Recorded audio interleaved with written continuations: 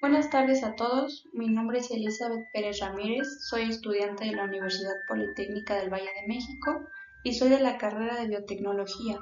Pertenezco al grupo 4290-201 y la materia es física por parte de la doctora Miriam Paredes Holguín. El día de hoy les vengo a platicar sobre un tema muy interesante y un libro llamado El origen de la vida, del autor A.I. Oparin. Para comenzar, ¿qué es la vida? ¿Cuál es su origen? ¿Cómo han surgido los seres vivos que nos rodean y cuál es su naturaleza? La respuesta a estas preguntas constituye a uno de los problemas más grandes de las ciencias naturales. El misterio del origen de la vida viene preocupando el pensamiento humano desde tiempos inmemorables. En este libro, el bioquímico Oparin, basándose en su teoría científica, trata de demostrar que a partir de componentes inorgánicos como el hidrógeno y el amoníaco surgió la vida, al principio careciendo de estructura celular, pero en una determinada etapa de su desarrollo se formó la célula, originando organismos unicelulares y después de estos organismos pluricelulares, poblando de esta forma nuestro planeta. Con esto demostraba que la vida no es sino una forma especial de existencia de la materia. Por eso, en 1938, el bioquímico ruso A.I. Oparin publicó un libro que cambiaría para siempre nuestra comprensión sobre el origen de la vida en la Tierra.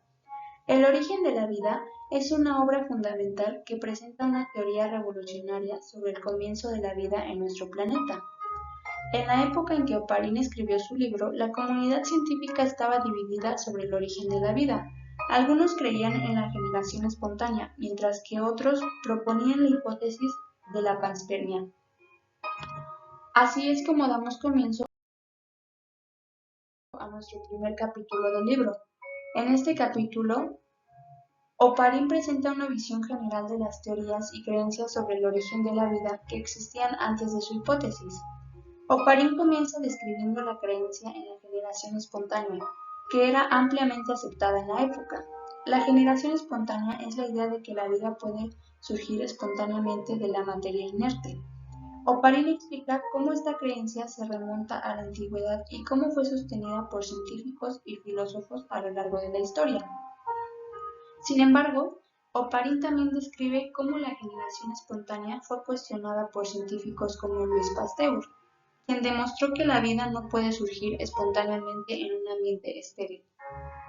Oparin explica cómo esto llevó a la búsqueda de una nueva explicación para el origen de la vida.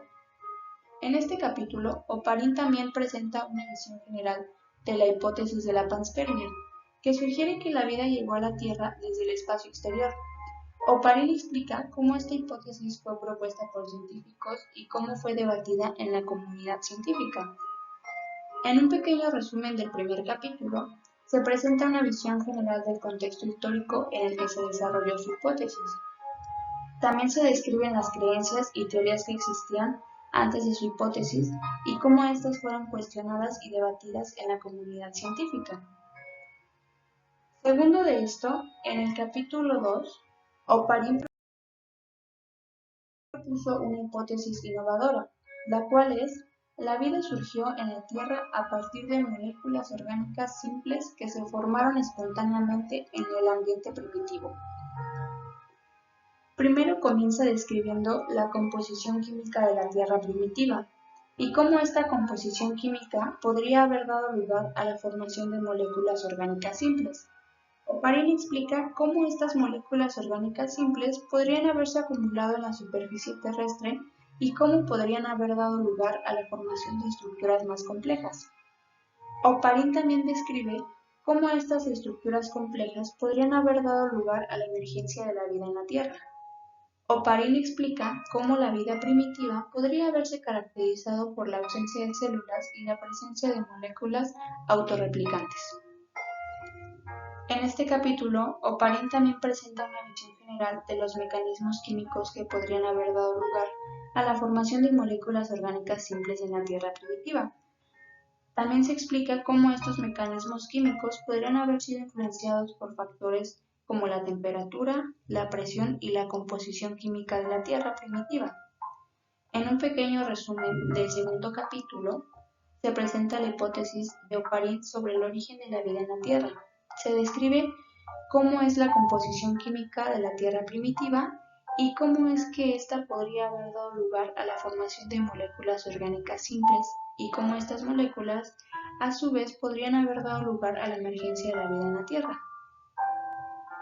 Continuando con el capítulo 3, en el cual Oparin explicó cómo las moléculas orgánicas se formaron a partir de compuestos inorgánicos en la Tierra primitiva.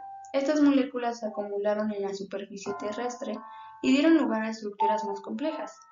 Se comienza describiendo primero la composición química de la Tierra primitiva y cómo esta composición química podría haber dado lugar a la formación de moléculas orgánicas simples.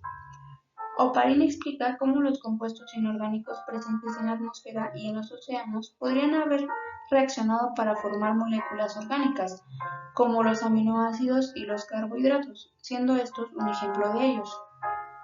También se discute la importancia de la energía ultravioleta y la radiación cósmica en la formación de estas moléculas. Debido a esto, en el capítulo 4, se describe cómo las moléculas orgánicas simples podrían haber dado lugar a la emergencia de la vida en la Tierra. Explica cómo estas moléculas podrían haberse organizado en estructuras más complejas como las membranas celulares y los sistemas enzimáticos. Oparin también discute la importancia de la autoorganización y la selección natural en la emergencia de la vida. Y finalmente, en el capítulo 5 se describe cómo la vida en la Tierra podría haber evolucionado a partir de las primeras formas de vida. Se explica cómo la selección natural y la mutación podrían haber dado lugar a la diversificación de la vida en la Tierra. Oparin también discute la importancia de la coevolución y la simbiosis en la evolución de la vida en la Tierra. Y así es como termina este gran libro. Para finalizar, les voy a dar una pequeña conclusión sobre la lectura, ya que como sabemos hemos pasado un largo camino seguido por el desarrollo de la materia y que condujo a la aparición de la vida en la Tierra.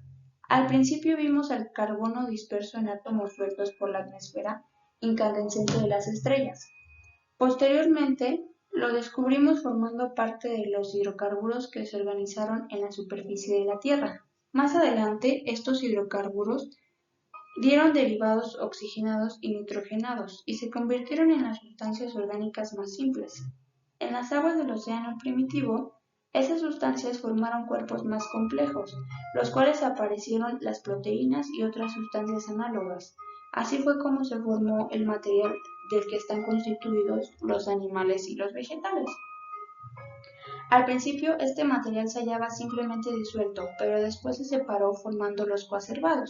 Los coacervados primitivos tenían una estructura relativamente sencilla, pero poco a poco se fueron produciendo en ellos cambios esenciales.